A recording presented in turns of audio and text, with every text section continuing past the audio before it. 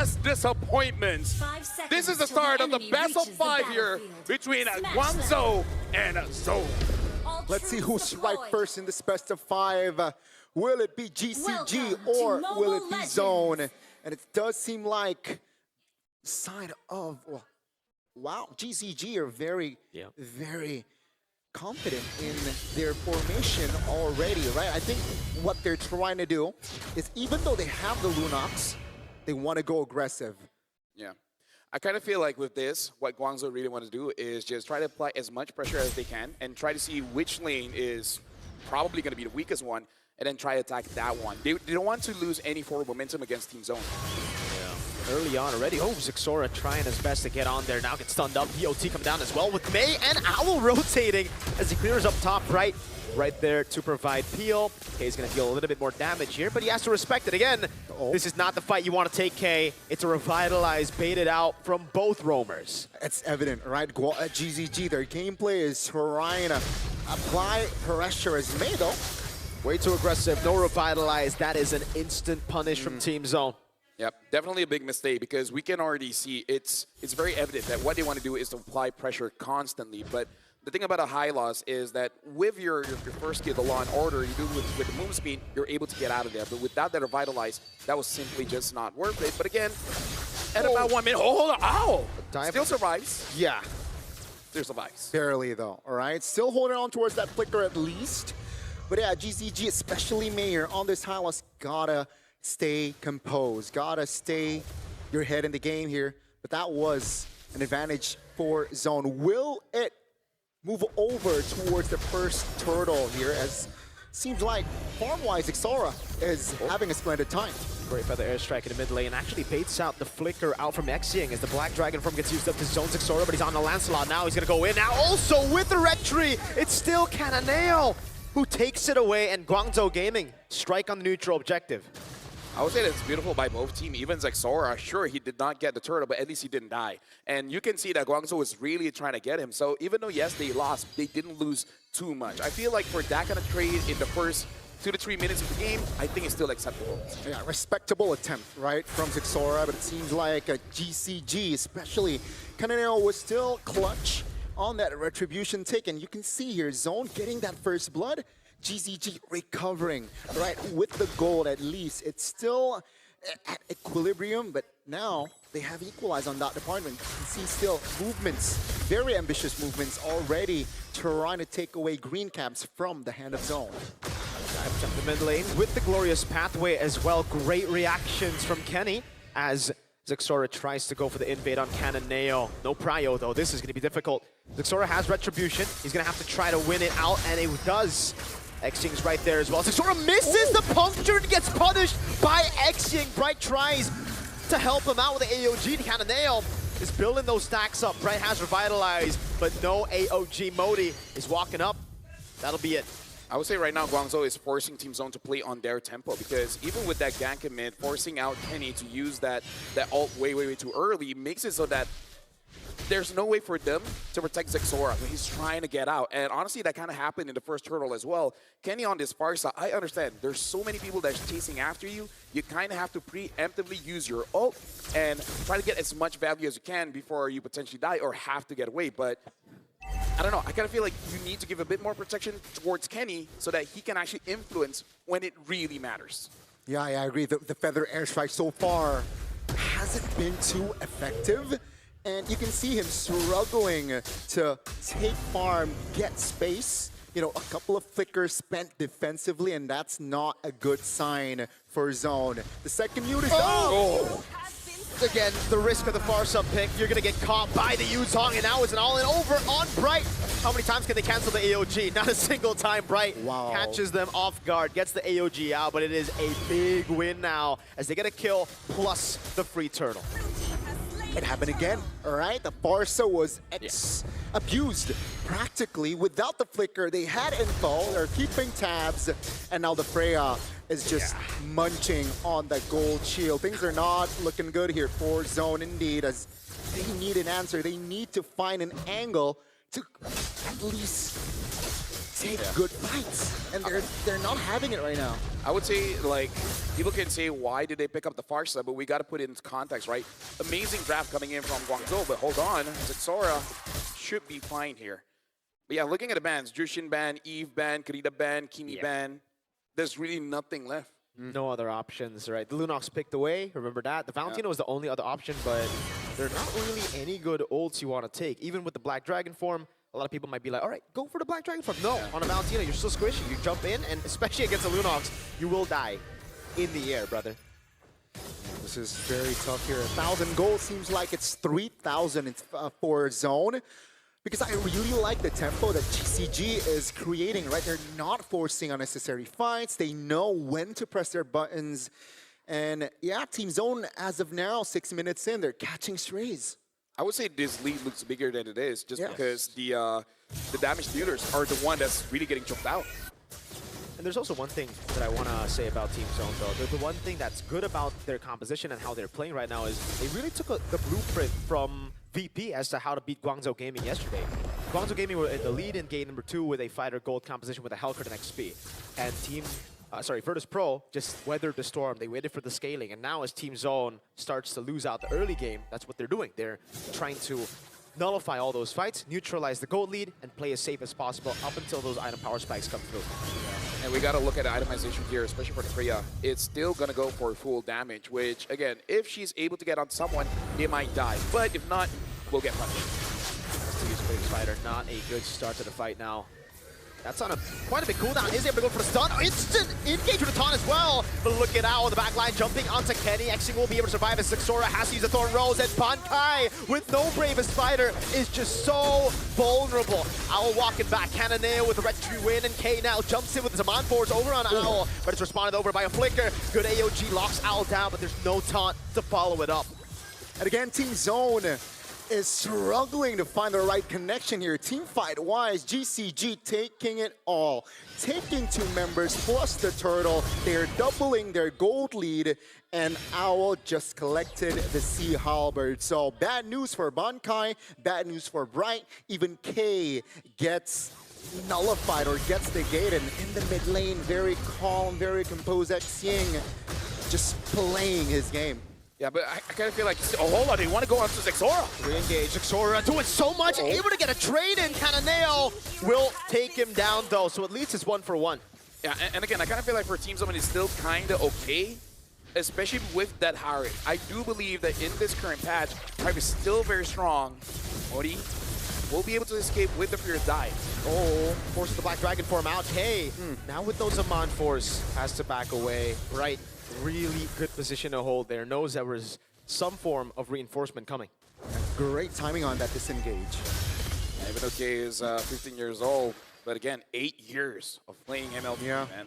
That's part of me. Yeah, this guy has the experience. Half his life, dude. Half his his life. He played MLBB, and now he is showing up his chops. And now looking at how Kenny is absorbing so much pressure, he's getting quite a lot of space. True. Still a quiet game though. But GZG so far has been controlling most the control map, and Holy Crystal already locked in. Yeah, that's the way to zone right there. Xing just ulting menacingly. I do want to talk a little bit about the Holy Crystal purchase for Cannonale, though. That is his second item after Genius 1. Hold on, yeah. Owl should go. Oh, great CC. New timing on Owl. And he baits out a Flicker there from Bankai right as the Lord spawns, but back again. You only counter the Joy on the Harith when you have enough items to deal with Modi again. Get the Petrify into the initiation. In the back, it's them completely zoned away. The Petrify comes down as well. The AOG gets cancelled. Bright already used Revitalize. Cannonale is looking for the Electrifying Beats. We'll be able to find it, but it's only onto the frontliners who are able to walk away. How did no one die there? Yeah. Oh, they were trading blows. Zexora still looking for it. Yes, Puncture gets away. Owl, very menacing at this point of the game. Dude, it's like watching MMA, man. Round 3, you think someone would get TKO'd, but then they just extend it all the way. Might go for a decision. Might go for a decision. GZG managed to trigger a couple of spells, and it seems like it's going to be free Lord. What a cancel on the Phantom execution. Owl under turret. Good AOG from Bright. Owl gets caught, has to flicker out, and it is a free Lord. the Guangzhou Gaming. Uh-oh. That's K in the back going on Cananeo. The assassin got assassinated by K. And right now we can see that K is going to be a problem. So now Team Zone, even though that's just one kill, you can look at them. They're actually feeling it right now. Wait a second. The way they're juggling the turrets. Look for the airstrike coming down. XG still has the brilliance. Can't get away. Bankai has the biggest fighter. Will be able to use it on their turret together with K. The two side laners of Team Zone. Team Zone popping off now in the mid-game. They lose out on the Lord. Xora still able to escape, but they lose out on the Lord. But they manage to recover, and that Lord is meaningless so far. As you can see here, the gold lead shifting more towards Team Zone sides now. And yeah, it's all back to neutral. Now from 2000 now, equalized. That's how big of an impact when K got that kill.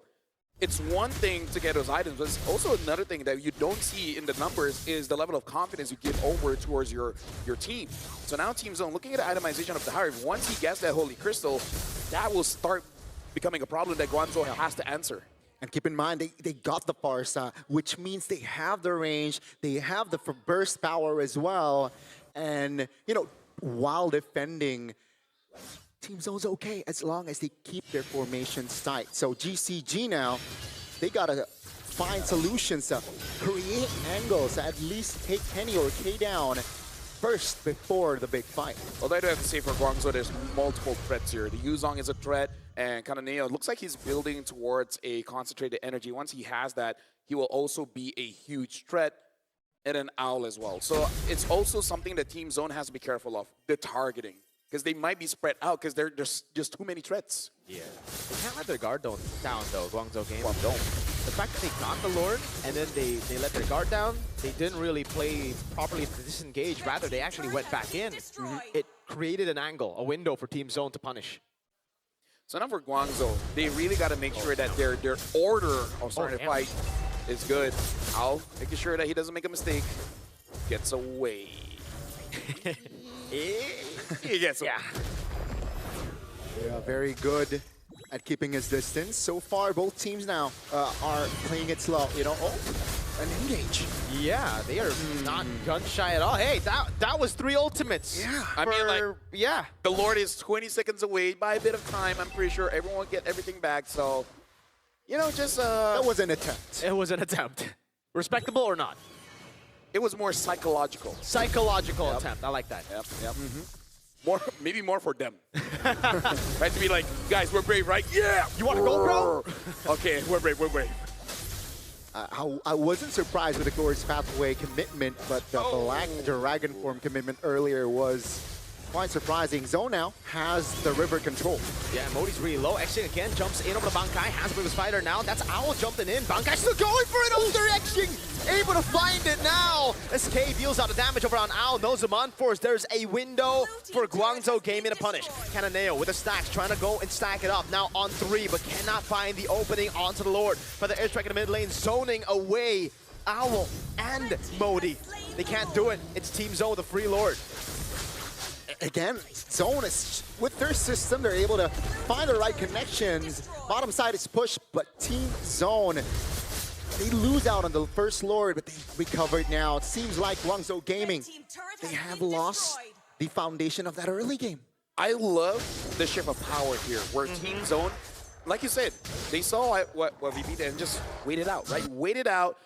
Eventually, Guangzhou, especially with this kind of draft, they will feel like they have to make a play. Yes. That's the thing about playing double fights. You feel like you have to, even when you don't have to. That's why we saw how easy it is to bait out skills. Once they see an angle, they go for it. They need to commit together. Glorious Pathway with the Black Dragon form used.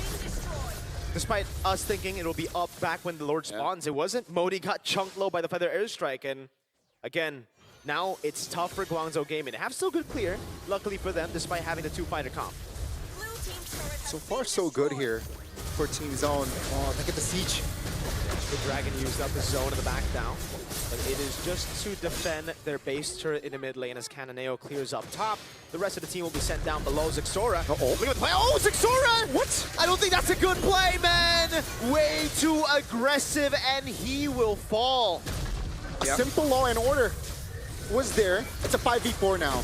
Yeah, they're really trying to go on to them. But the airstrike coming down now with K on the Zaman Force. Brave Spider as well. Xing has to flicker out. K's looking for the play. Has to flicker! And finds it! But he's already used it, and now he's compromised in. He's still able to buy some time, but it's a shutdown for Owl as he flickers out the safety. Bankai on the Brave Spider. Modi's going to try to chase Kenny. Will provide enough support to back away. Something about these teams, man, again, maybe it's the pressure on their shoulders, because again, you think about the past, you think about the present, as well as the future. There's a lot on the line, and that's where we see for both these teams, they have this idea that they really have to win. So I love that they're attempting it. They're making plays, and then when they see an opportunity, they see some kind of mistake, they want to go for it. But we also have to keep ourselves composed. This is a best of 5. Yeah. They got to make sure that even from the get-go, you don't burn yourself out too much. Right now, Team Zone, they're looking pretty good because they have a rough understanding of what you want to get out of Guangzhou. Black Dragon form not there, great. Ying already using the brilliance, amazing. Yeah, they gotta start keeping tabs.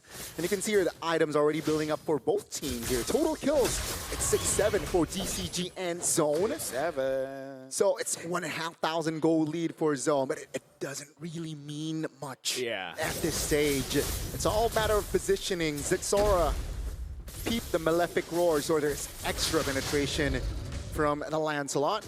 It seems like river control, at least past 10 minutes, it is all Zone. So GZG here, starting to lose momentum. Yep. Right now, May wants it. Oh, look at that. Ow, jumps in. He gets taunted. That might be him caught. He is able to escape with the ult now. Black Dragon from come down with May with the glorious pathway. Zixora with the jump in forward is able to zone Xing away as he's taken very low. Modi still trying to get the DOT damage. Owl gets locked up with the AOG. Kananeo now jumps in with electrifying beast, but Kenny is able to maneuver around the walls perfectly. Zixora, this is unnecessary. They have 2 members down. They can go for the lore, but Team Zone, do they want to go for the end? They really should not. Again, everyone's trying to make hero plays. You don't have to. I think this is a free lore, no? They get a base. Oh no, Kananeo. No. Okay, but Zixora used the red trick. Bankai gets the stun. K flickers in forward to find the kill. In hindsight, it worked out. You're right. Beautiful stuff. Beautiful coordination from Zone and GZG. We mentioned that they start to lose momentum, and now they really start to lose the control.